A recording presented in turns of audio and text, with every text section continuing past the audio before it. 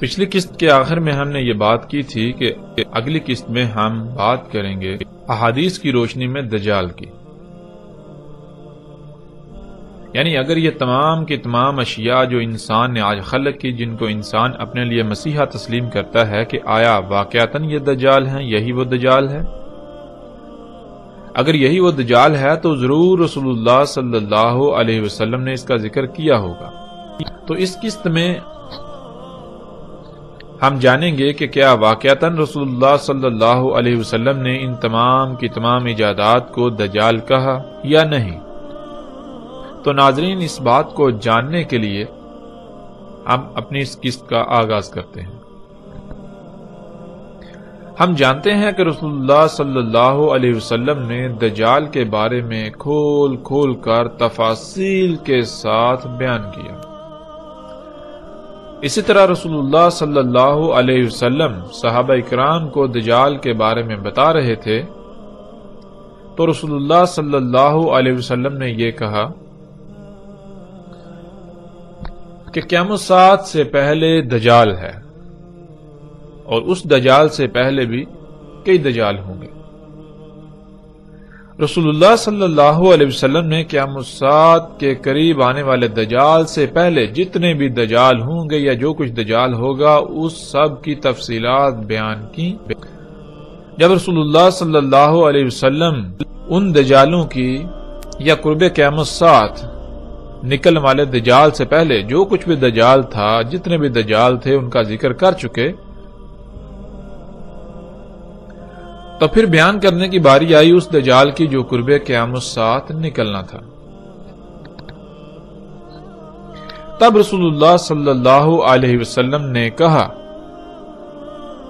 تحقیق یعنی ثابت شدہ، ایسا ہی ہوگا، ایسا ہو چکا. کیا؟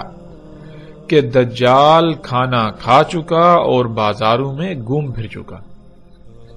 یعنی رسول اللہ صلی اللہ علیہ وسلم نے کھول کر یہ بات واضح کر دی کہ دیکھو، قرب قیامت الساعۃ جس دجال کا خروج ہونا ہے، اس سے پہلے جتنے بھی دجال ہوں گے وہ کھانا کھانے والے دجال ہوں گے، ان میں کھانا کھانے والے دجال ہوں گے.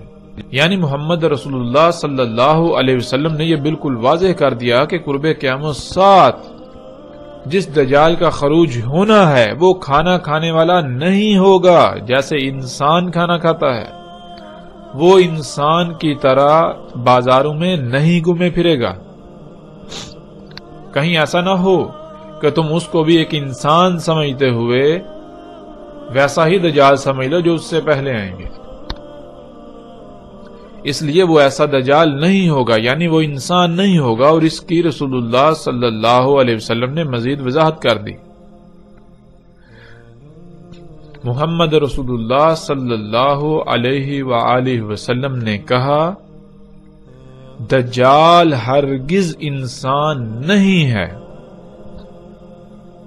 اس میں کچھ شک نہیں، جو دجال ہے وہ شیطان ہے، یعنی دجال شیطان ہوگا. پھر اسی طرح ایک اور موقع پر رسول اللہ صلی اللہ علیہ وسلم نے کہا کہ دجال انسان نہیں ہوگا، اس میں کچھ شک نہیں، دجال شیطان ہوگا.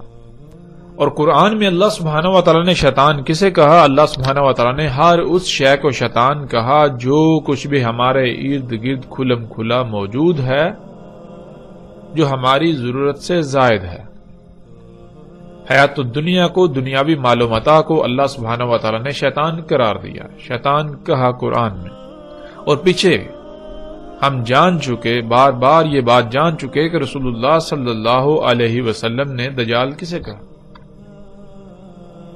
پھر رسول اللہ صلی اللہ علیہ وسلم نے کہا کہ دجال ہوگا طرح طرح کی مخلوقات،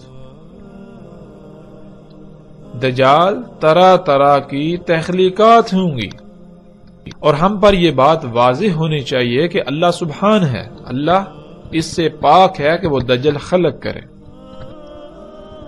اللہ اس سے پاک ہے کہ وہ کوئی ایسی شے خلق کرے جس میں رائی برابر بھی کوئی خامی، کوئی کجی، کوئی کوتاہی ہو، کوئی عیب ہو یا کوئی نقص ہو۔ اللہ اس سے پاک ہے، اللہ کے لیے ہے ہی حمد۔ اللہ جو بھی خلق کرتا ہے وہ ہر لحاظ سے مکمل قابل تعریف ہوتا ہے۔ تو کیا دجال میں تعریف ہوگی؟ نہیں، دجال تو ہوگا ہی عیب دار، دجال تو ہوگا ہی عیوب کا منبع، خامیوں کا گڑھ ہوگا۔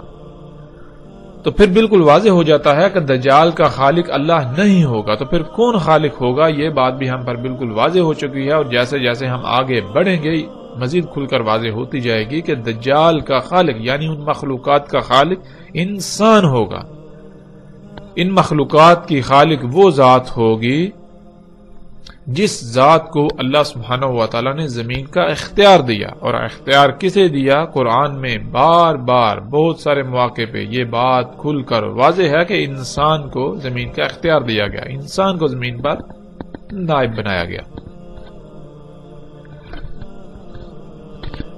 یعنی دجال ہوگا انسان کی اپنی ہی خلق کردہ طرح طرح کی مخلوقات جن کو انسان اپنے لیے مسیحا سمجھے گا، لیکن حقیقت یہ نہیں ہوں گی، وہ انسان کے لیے دنیا و آخرت میں ہلاکت کا باعث بنے گی۔ اس کے باوجود انسان ان مخلوقات کو اپنے لیے مسیحا سمجھ رہا ہوگا۔ یہی ہے ان مخلوقات کا دجال ہونا، یعنی ان مخلوقات پر دجل کا پردہ چڑھا ہوا ہوگا، تو انسان ان کے دجل کا شکار ہو جائے گا۔ اور پھر رسول اللہ صلی اللہ علیہ وسلم نے کہا، اس میں کچھ شک نہیں، تحقیق ثابت شدہ ایسا ہو چکا، کیا ہو چکا کہ جو بھی ایجادات ہیں، حادثات، واقعات دجال کے بارے میں، وہ سب کا سب میں تمہیں بتا چکا، میں بیان کر چکا، میں نے بیان کر دیا۔ اس کے باوجود یہ ممکن ہی نہیں کہ وہ تمہاری عقلوں میں آ جائے، وہ تمہاری عقلوں میں نہیں آئے گا۔ رسول اللہ صلی اللہ علیہ وسلم نے دجال کیا ہوگا اس کے بارے میں ہر لحاظ سے کھول کھول کر واضح کر دیا۔ رسول اللہ صلی اللہ علیہ وسلم نے بتایا کہ دجال طرح طرح کی انسان کی اپنے ہی ہاتھوں سے خلق کردہ تخلیقات ہوں گی، مخلوقات ہوں گی، ایجادات ہوں گی، حادثات، واقعات، مصائب و دجال ہوں گے، لیکن انسان کی عقل میں دجال نہیں آئے گا۔ رسول اللہ صلی اللہ علیہ وسلم کے سب کچھ بیان کر دینے کے باوجود بھی انسان انہیں بطور دجال پہچاننے کی بجائے ان سب مخلوقات کو اپنا مسیحا بنا بیٹھیں گے، اپنا رب بنا بیٹھیں گے، اپنا مسیحا تصور کریں گے۔ جیسا کہ اس روایت میں بالکل واضح ہے کہ رسول اللہ صلی اللہ علیہ وسلم نے کہا کہ جو بھی ایجادات، حادثات، واقعات ہوں گے دجال کے بارے میں وہ سب بیان کر چکا۔ تو پھر یہاں یہ سوال پیدا ہوتا ہے کہ جب رسول اللہ صلی اللہ علیہ وسلم ان ایجادات کے بارے میں بیان کر چکے تو کیا روایات میں ان ایجادات کے بارے میں ذکر موجود ہے؟ کیا ہمیں ایسی روایات ملتی ہیں؟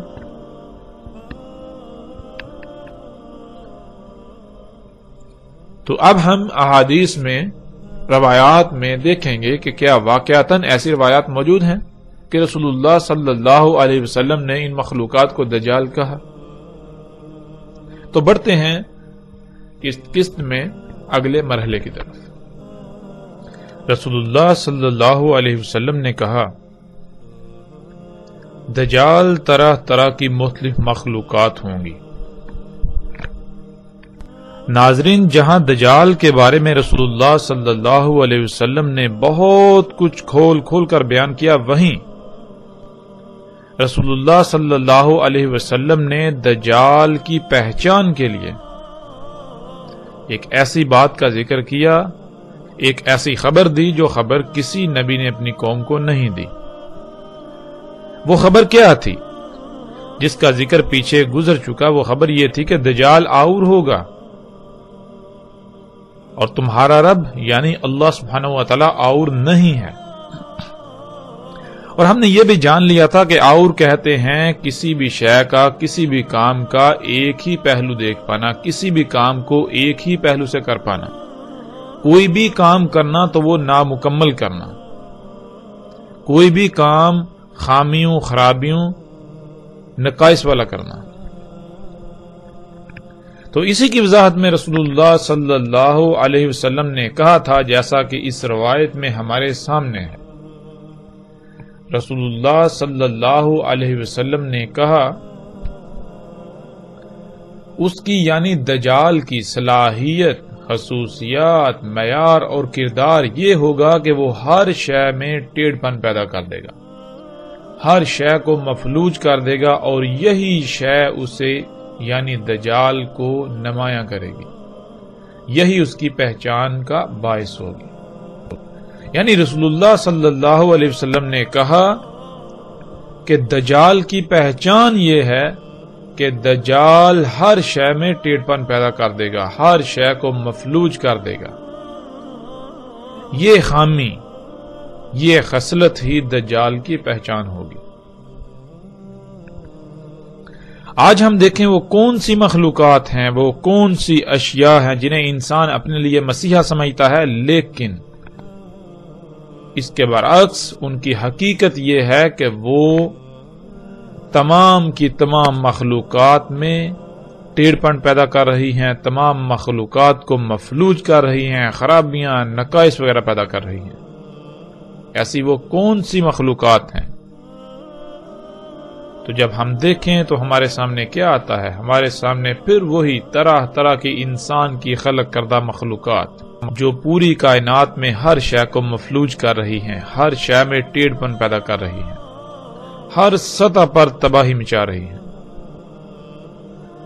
جب ہم ان مخلوقات کو دیکھیں تو جہاں ایک طرف یہ زمین کو مفلوج کر رہی ہیں، زمین کو کھوکھلا کر رہی ہیں، جس سے زلزلے، طوفان، آندیاں آ رہی ہیں، جس سے زمین کی پیدا کرنے کی صلاحیت متاثر ہو چکی ہے، تو وہیں انسان کی خلق کردہ ایسی اشیاء جنہیں وہ اپنے لیے فائدہ مند، اپنے لیے مسیحا تصور کرتا ہے، یعنی طرح طرح کی ادویات، طرح طرح کی ایسی اشیاء جنہیں وہ سہولتوں کا نام دیتا ہے، ان کا دوسرا پہلو کیا ہے؟ ان کا دوسرا پہلو یہ ہے کہ وہ تمام مخلوقات کو فساد زدہ کر رہی ہے، جیسا کہ آپ ان تصاویر میں دیکھ رہے ہیں۔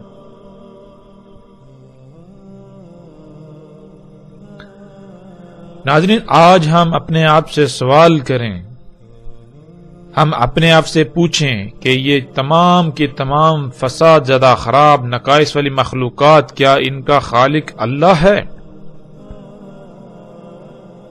اگر ہم یہ کہیں کہ ان کا خالق اللہ ہے تو اس کا مطلب یہ ہے کہ اللہ سبحان نہیں ہے، اللہ کے لیے حمد نہیں ہے، یعنی اللہ جو کام کرتا ہے وہ عیب دار کرتا ہے، نقائص والا کرتا ہے، خامی و خرابی والا کرتا ہے۔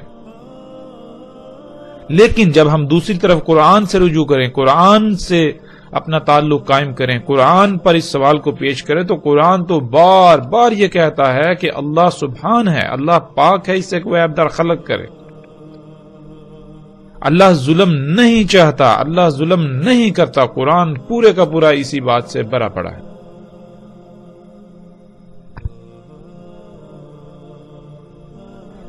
انسان ان مخلوقات کا، ان ایجادات، ان اشیاء کا صرف ایک پہلو دیکھتا ہے جو ظاہری پہلو ہے، جس سے اس کو نفع نظر آتا ہے، جس پہلو سے یہ تمام کی تمام اشیاء انسان کو مزین نظر آتی ہیں، تمام کی تمام اشیاء انسان کو مفید، فائدہ مند، مسیحا نظر آتی ہیں، لیکن ان کا دوسرا پہلو یکسر نظر انداز کر دیتا ہے۔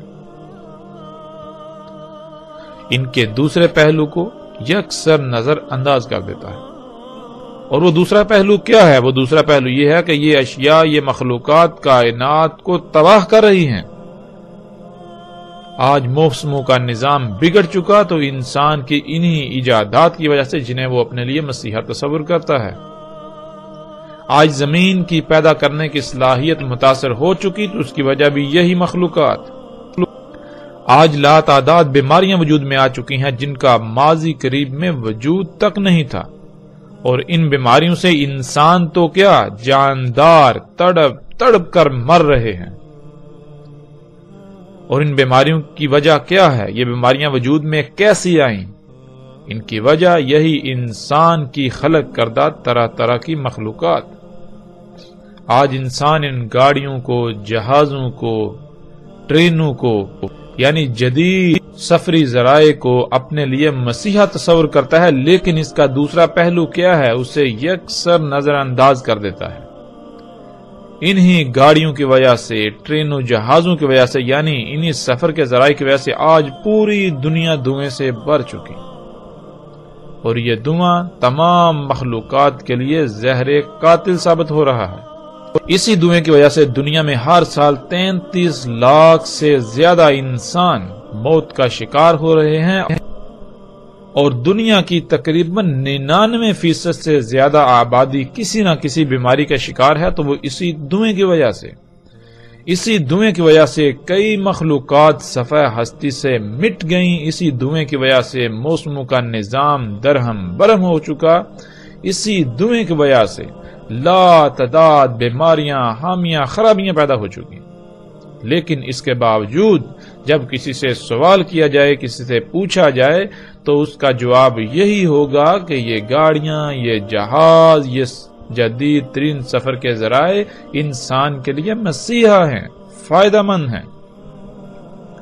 رسول اللہ صلی اللہ علیہ وسلم نے کہا، دجال کا ایک ید لمبا ہوگا دوسرے سے۔ ناظرین، ہم انسان ہیں تو جب لفظ ید آتا ہے تو فوراً ہمارے ذہن میں ہمارے ہاتھ کا نقشہ ظاہر ہو جاتا ہے، اور ہم ید کے معنی ہاتھ کے لے لیتے ہیں۔ لیکن عربی میں ہاتھ کو ید نہیں کہتے، بلکہ عربی میں ید کہتے ہیں ایسی قوت کو جس سے کچھ کیا جا سکے۔ اگر یہ لفظ عالم مادہ کے لیے استعمال ہوگا تو اس کے معنی ہوں گے ایسا آلہ جس میں قوت ہوتی ہے اور جس سے کچھ کیا جا سکے، کچھ بنایا جا سکے۔ اسی وجہ سے انسان کی ذات میں ایسے آلے کو ہاتھ کہا جاتا ہے۔ اور اگر یہی لفظ عالم نور کے لیے استعمال ہوگا یا عالم نار کے لیے استعمال ہوگا تو وہاں وہ عالم مادہ سے ماورا ہوگا۔ مثال کے طور پر آج ہم پہاڑوں کو اپنی آنکھوں سے دیکھتے ہیں، لیکن اگر ایسا ہوتا کہ پہاڑ اللہ کے غیب میں سے ہوتے، یعنی انسان انہیں نہیں دیکھ سکتا، انسان انہیں نہ دیکھ سکتا ہوتا اور پہاڑوں کے لیے لفظ ید کا استعمال کیا جاتا، تو انسان یہی سمجھتا کہ جبال نامی مخلوق کے بھی ایسے ہی ید یعنی ہاتھ ہوتے ہیں جیسے ہمارے ہیں، جیسے انسان کے ہیں۔ لیکن حقیقت اس کے بالکل برعکس ہے۔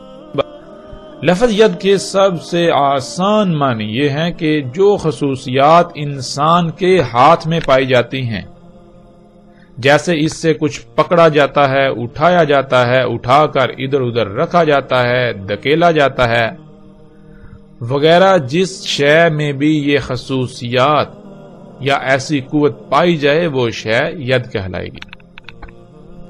ناظرین، آگے بڑھنے سے پہلے ہمیں یہاں اس بات کی مزید وضاحت کرنا ضروری ہے، کیونکہ جب تک ہم اس کو مزید واضح نہیں کریں گے تب تک آگے آنے والی روایات کو ہم نہیں سمجھ سکیں گے۔ آگے آنے والی روایات میں ایسے الفاظ موجود ہیں جن کو سمجھنے کے لیے ہمیں یہ علم ہونا چاہیے کہ عربی کیا ہے۔ ناظرین، دین کو سمجھنے اور بالخصوص فتنہ دجال سمیت ساتھ کی علامات سے متعلق تمام معاملات کو سمجھنے کے لیے یہ بہت ضروری ہے کہ ہم سب سے پہلے عربی زبان کی اہمیت کو جان لیں۔ عربی کیا ہے؟ عربی دنیا کی واحد ایسی زبان ہے جس کا ترجمہ دنیا کی کسی بھی زبان میں نہیں کیا جا سکتا۔ عربی دنیا کی واحد ایسی زبان ہے جو ہر وقت اور ہر شے کا احاطہ کرتی ہے، یعنی مثال کے طور پر آج کوئی ایسی شے جس کا وجود نہیں اور کل کو وہ وجود میں آتی ہے، تو اس شے کا کوئی نہ کوئی نام تجویز کیا جائے گا جو پہلے سے اس زبان میں موجود نہیں ہوگا. جیسے کہ ہم گاڑی ہی کو لے لیں. اردو میں لفظ گاڑی کے وجود سے پہلے اپنا کوئی وجود نہیں رکھتا تھا. اسی طرح انگلش میں لفظ کار کی تخلیق سے پہلے اپنا کوئی وجود نہیں رکھتا تھا. جب شے وجود میں آئی اس کے بعد یہ لفظ وجود میں آیا.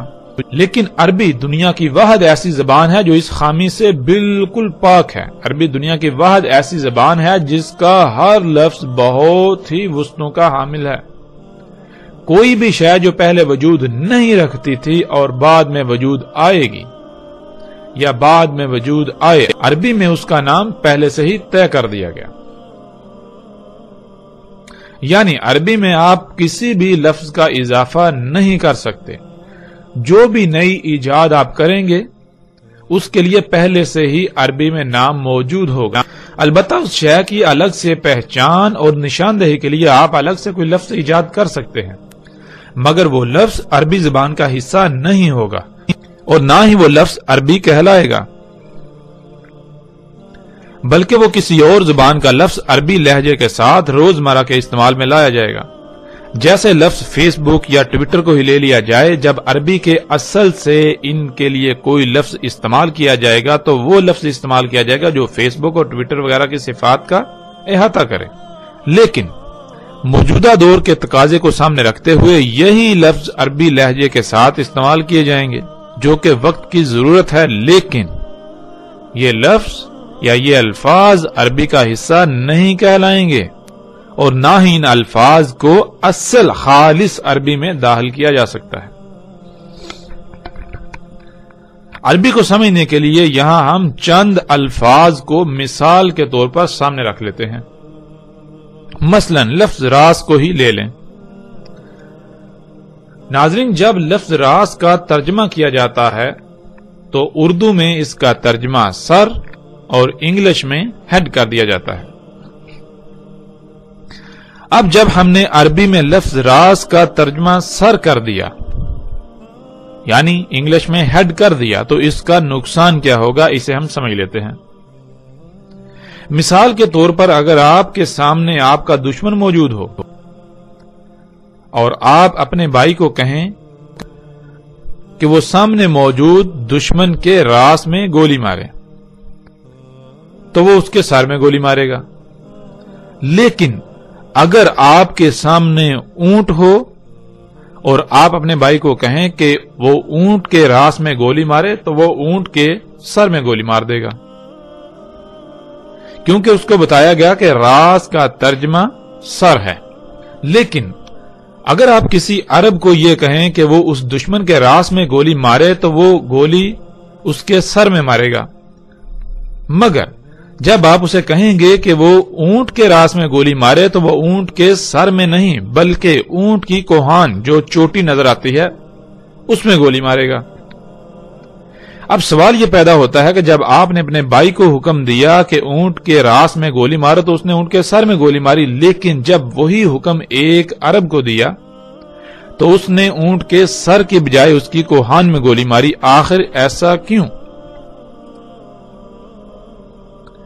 اس کا جواب یہ ہے کہ جب ہم نے راس کا ترجمہ سر کر دیا تو اس سے مراد سر ہی ہوگا. سر ایک محسوس عضو کو کہتے ہیں، جسم کے ایک مخصوص حصے کو کہتے ہیں، خواہ وہ کسی کا بھی ہو. لیکن عربی میں راس سر کو نہیں کہتے بلکہ عربی میں راس کسی بھی شے کے بلند ترین مقام کو کہتے ہیں. یعنی عربی میں راس کہتے ہیں چوٹی کو، کسی بھی شے کی چوٹی، ہائیسٹ پوائنٹ، کسی بھی شے کی پیک کو.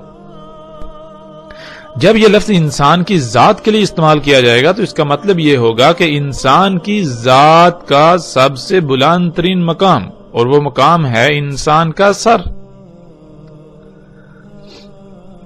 اسی طرح اس کے برعکس جب یہ لفظ اونٹ کے لیے استعمال کیا جائے گا تو اونٹ میں جو اس کا بلند ترین مقام ہے، جو اس کی چوٹی ہے، وہ ہے اس کی کوہان. اس لیے کوہان کو راس کہا جائے گا، نہ کہ اونٹ کے سر کو. اب ناظرین، اب یہ تصور کریں کہ جب اس لفظ کا، عربی کے لفظ راس کا ترجمہ سر انگلش میں ہیڈ کر دیا تو اس کا نقصان کیا ہوگا یہ آپ کے بالکل سامنے ہے۔ یہ وہ وجہ ہے جس وجہ سے عربی کا ترجمہ کرنا ناممکن ہے، لیکن اس کے معنی بیان کیے جاتے ہیں۔ معنی کیا ہیں؟ معنی یہ ہیں جیسے ہم نے ابھی بیان کیا کہ راز کہتے ہیں کسی بھی شے کے بلند ترین مقام کو، اور جب ہم ترجمہ کر دیں تو پھر یہ لفظ ہم صرف اور صرف انہی مخلوقات کے لیے استعمال کر سکیں گے جن کا سر ہوتا ہے، مگر عربی کا یہ لفظ راز کائنات کی کسی بھی شے کے لیے استعمال ہو سکتا ہے، خواہ اس کا انسان یا جانوروں کی طرح کا سر ہو یا نہ ہو۔ اس سے ناظرین آپ کو بالکل واضح ہو جائے گا کہ عربی کا ترجمہ کرنا بالکل ناممکن ہے۔ اسی طرح ناظرین جیسا کہ ہماری روایت میں لفظ ید آیا تھا، اس لفظ کو لے لیں جس کا ترجمہ ہاتھ کیا جاتا ہے۔ جب اس کا ترجمہ ہاتھ کر دیا جائے تو ناظرین یہ لفظ نمبر 1 محدود ہو جائے گا، یعنی آپ صرف اور صرف اس لفظ کو ان مخلوقات کے لیے استعمال کر سکیں گے جن کا ہاتھ ہوتا ہے۔ اور دوسری بات ناظرین یہ کہ اگر یہ لفظ کسی دوسری ذات، جیسے کہ قرآن میں اللہ سبحانہ و تعالیٰ کی ذات کے لیے بھی یہ لفظ استعمال ہوا ہے، اور جب ہم اس لفظ کا ترجمہ ہاتھ کر لیں گے تو ہمیں ایسے تمام مقامات پر اس کا ترجمہ پھر یہی لینا پڑے گا، اس سے مراد ہاتھ ہی لینا پڑے گا، جو کہ بالکل غلط ہوگا، ہمیں ہدایت کی بجائے گمراہی کی طرف لے جائے گا۔ ناظرین ید کہتے ہیں جس میں قوت ہوتی ہے، جس سے کوئی کام کیا جا سکے، اور اگر یہ لفظ عالم مادہ کے لیے یعنی مادی دنیا کی اشیاء کے لیے استعمال کیا جائے گا تو اس سے مراد کوئی ایسا آلہ ہوگا، ایسا ٹول ہوگا جس میں قوت ہوتی ہے، جس سے کچھ کیا جا سکتا ہے، جس سے کچھ پکڑا جا سکتا ہے، اٹھایا جا سکتا ہے، کچھ بنایا جا سکتا ہے، کچھ کھولا یا بند کیا جا سکتا ہے، یعنی کچھ بھی کام کیا جا سکتا ہے۔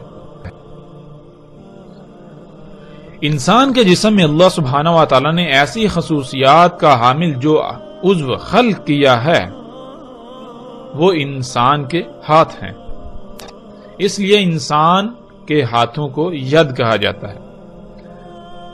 جب یہ لفظ مادی اشیاء کے لیے استعمال کیا جائے گا یعنی عالم مادہ کے لیے استعمال کیا جائے گا تو اس کا معنی یہ ہوگا کہ کوئی ایسا ٹول، کوئی ایسی شے، کوئی ایسا آلہ جس میں وہ صلاحیتیں ہوتی ہیں جو صلاحیتیں انسان کے ہاتھ میں ہیں۔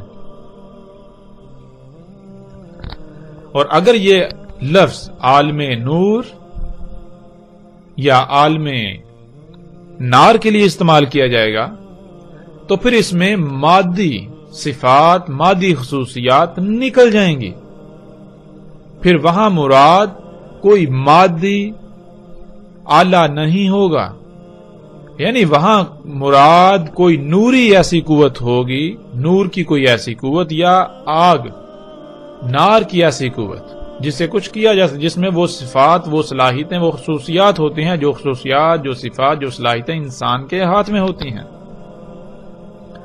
پھر اسی طرح ناظرین لفظ اذان کو لے لیں جس کا ترجمہ کیا جاتا ہے کان۔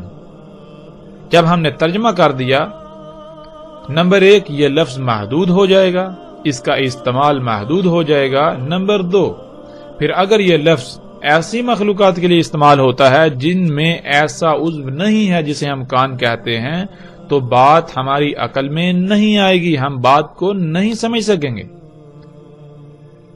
اذان کسے کہتے ہیں؟ عربی میں اذان کہتے ہیں لہروں کو موصول کرنے کا آلہ، اور لہروں کو موصول کرنے والا آلہ اللہ سبحانہ وتعالی نے انسان کی ذات میں جو خلق کیا اسے ہم کان کہتے ہیں۔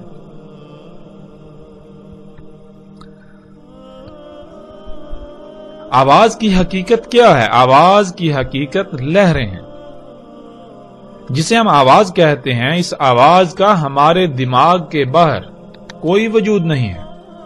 ہمارے دماغ کے باہر بنیادی طور پر لہریں ہیں جنہیں ہم آواز کی لہروں کا نام دیتے ہیں، یا انگلش میں ساؤنڈ ویوز۔ یہ لہریں سفر کرتی ہیں، جب یہ لہریں کسی ایسے آلے سے ٹکراتی ہیں جو ان کو موصول کرنے کی صلاحیت رکھتا ہے تو انہیں وصول کر لیتا ہے، اور ایسا آلہ اللہ سبحانہ و تعالیٰ نے ہماری ذات میں جو خلق کیا انہیں ہم کان کہتے ہیں۔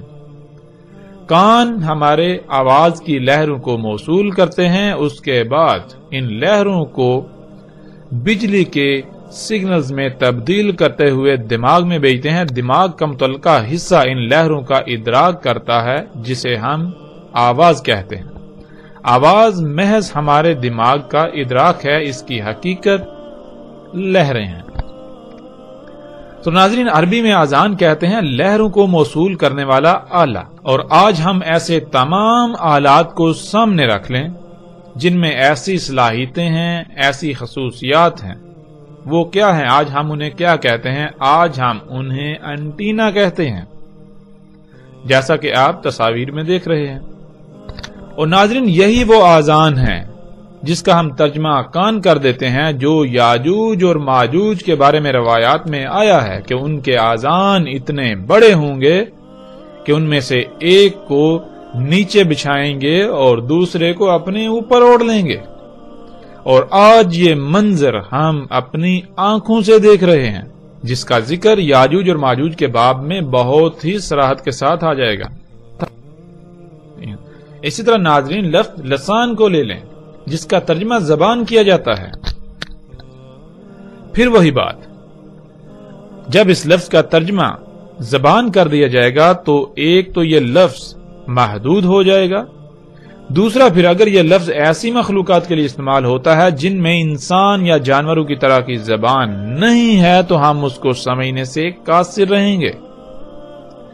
ہم اس مخلوق میں ایسی زبان تلاش کرتے رہیں گے لیکن وہ ہمیں نہیں ملے گی۔ تو پھر لسان کسے کہتے ہیں؟ ناظرین، لسان کہتے ہیں لہروں کو پیغام میں ڈالنے والا آلہ۔ مثال کے طور پر آپ جب زبان سے بولتے ہیں تو کیسے بولتے ہیں؟ اس کی حقیقت کیا ہے؟ اللہ سبحانہ و تعالیٰ نے انسان کے حلق میں ایک گوشت کا لوتھڑا خلق کیا ہوا ہے۔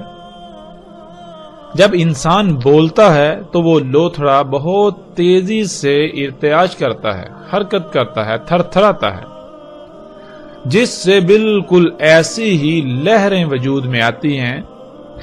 خالی جگہ پر خلا میں ایسی لہریں وجود میں آتی ہیں جیسے بالکل پانی میں پتھر پھینکنے سے لہریں وجود میں آتی ہیں۔ پھر ناظرین، زبان جب حرکت کرتی ہے تو وہ ان لہروں کو ایسی فریکوینسی میں ڈالتی ہے جس میں وہ پیغام ہوتا ہے جو آپ کسی کو دینا چاہتے ہیں۔ زبان ان لہروں کو پیغام کی شکل میں ڈالنا شروع کر دیتی ہے۔ تو اس لیے لسان کہتے ہیں لہروں کو پیغام میں ڈالنے کا آلہ۔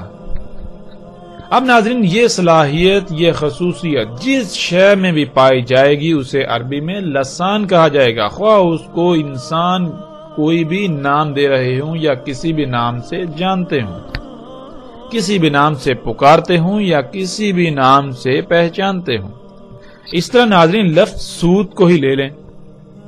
سوت کا ترجمہ کیا جاتا ہے آواز، لیکن یہ ترجمہ بالکل محدود اور غلط تصور کیا جائے گا، اس لیے کہ جب ہم نے اس لفظ کا ترجمہ سوت کر دیا تو پھر ہم صرف اور صرف اس لفظ کو انہی مخلوقات کے لیے استعمال کر سکیں گے جن مخلوقات کا آواز کے ساتھ تعلق ہے۔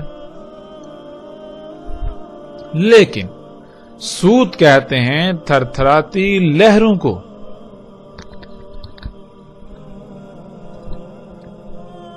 انسان جب ان تھر تھراتی لہروں کا ادراک کرتا ہے تو اس ادراک کو ہم آواز کہتے ہیں۔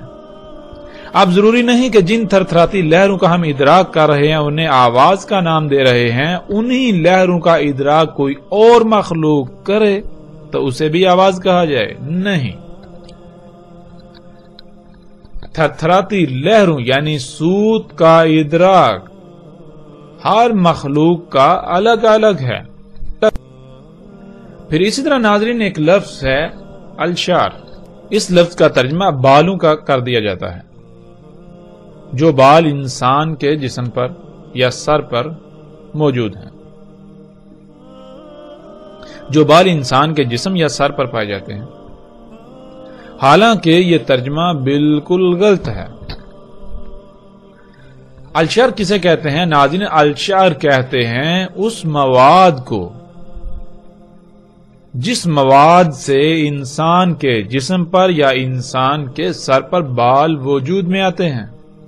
اور آج جب ہم غور و فکر کریں کہ یہ بال ہمارے کس شے سے وجود میں آئے، کس مواد سے وجود میں آئے، تو بات بالکل کھل کر سامنے آ جاتی ہے۔ تو آج ہم اس مواد کو لچکدار پلاسٹک، نائلون، لک یعنی اسفلٹ اور پینٹ وغیرہ کا نام دیتے ہیں۔ کسی بھی شے پر پائے جانے والے فلیکسیبل یعنی لچکدار پلاسٹک، نائلون، پینٹ اور اسفلٹ وغیرہ کو عربی میں الشعر کہتے ہیں۔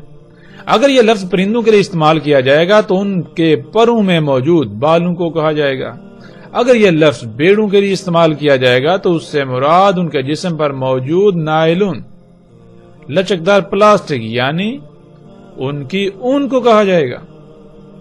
قرآن میں اللہ سبحانہ و تعالیٰ نے کہا کہ انسان کو 3 سے خلق کیا گیا۔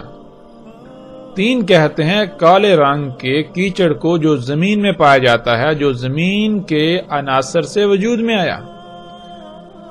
زمین کے ان عناصر میں ایک عنصر موجود ہے جسے الشعر کہا جاتا ہے، اور آج موجودہ دور میں ہم اس کو لچکدار پلاسٹک، نائلون، اسفلٹ یا پینٹ وغیرہ کا نام دیتے ہیں۔ پھر اسی طرح ناظرین لفظ عین جس کا ترجمہ آنکھ کا کیا جاتا ہے، ناظرین جب یہ لفظ ہمارے سامنے آتا ہے تو اس سے مراد آنکھ لے لیا جاتا ہے، جیسے انسان یا جانوروں کی آنکھ۔ لیکن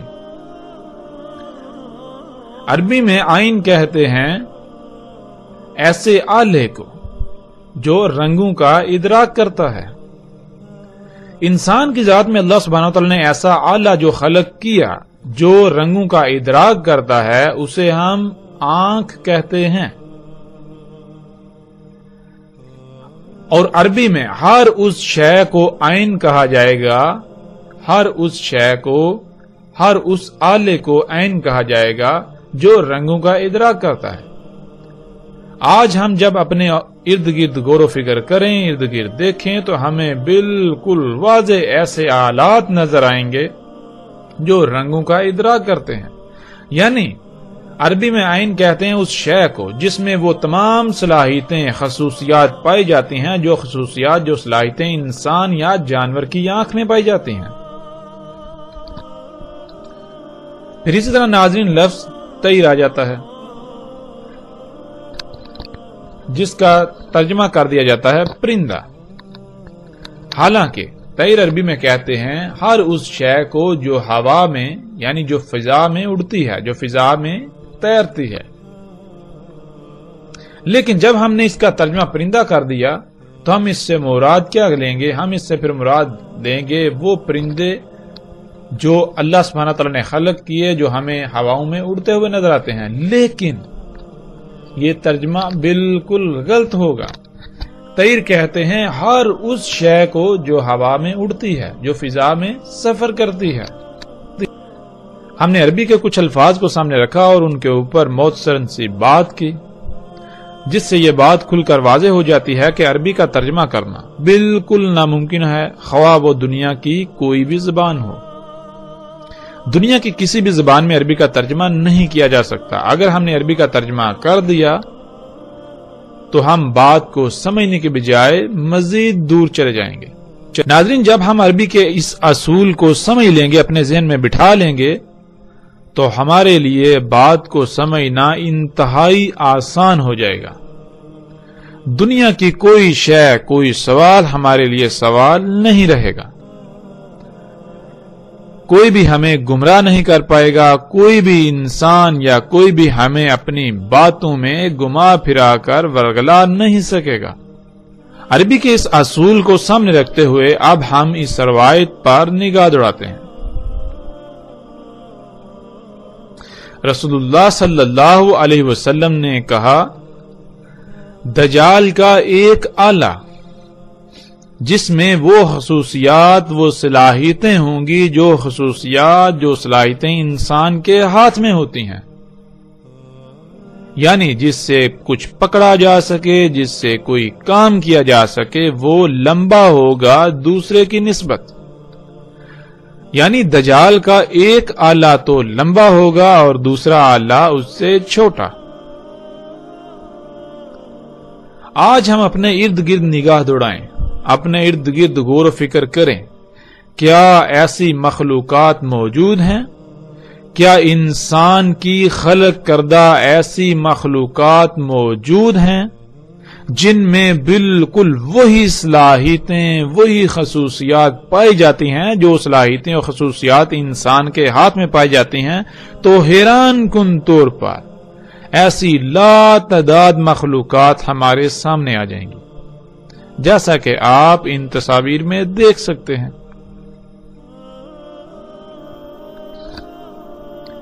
ناظرین، جیسا کہ رسول اللہ صلی اللہ علیہ وآلہ وسلم نے کہا کہ دجال کا ایک ید، یعنی دجال کا وہ ایک آلہ جس میں وہ خصوصیات ہوں گی جو خصوصیات انسان کے ہاتھ میں ہوتی ہیں، وہ ایک کی نسبت دوسرا لمبا ہوگا. اور آج ہم دیکھ سکتے ہیں کہ ایسے تمام کے تمام آلات، ایسی تمام کی تمام مشینیں جن میں یہ صلاحیت موجود ہے، نہ صرف بالکل وہ انسانی ہاتھ کی طرح ہیں، بلکہ یہ تمام کے تمام آلات یعنی ٹولز، یہ مشینیں ایک کی نسبت دوسری بڑی ہے. جب آپ ان تمام آلات کو سامنے رکھیں تو آپ کو نظر آئے گا کہ جہاں ایک آلہ چھوٹا، دوسرا اس کی نسبت بڑا ہوتا ہے، تیسرا دوسرے کی نسبت بڑا، چوتھا تیسرے کی نسبت بڑا، پانچواں چوتھے کی نسبت بڑا، چھٹا پانچویں کی نسبت بڑا. اس طرح یہ تمام آلات ایک دوسرے سے بڑے ہیں. یعنی دجال کا ید ایک کی نسبت دوسرا بڑا ہے، ایک کی نسبت دوسرا لمبا ہے. اسی طرح سکرین پر نظر آنے والی یہ مشینیں، ان کو آپ دیکھ سکتے ہیں کہ ایک چھوٹی، دوسری پہلی سے بڑی، تیسری دوسری سے بڑی، چوتھی تیسری سے بڑی، پانچویں چوتھی سے بڑی، چھٹی پانچویں سے بڑی، اس طرح بالترتیب ایک دوسرے سے بڑی ہیں. تو یہ ہے ناظرین دجال کا ید، یہ طرح طرح کی مشینیں جن میں وہ تمام خصوصیات پائی جاتی ہیں جو خصوصیات انسانی جسم کے ہاتھ میں پائی جاتی ہیں.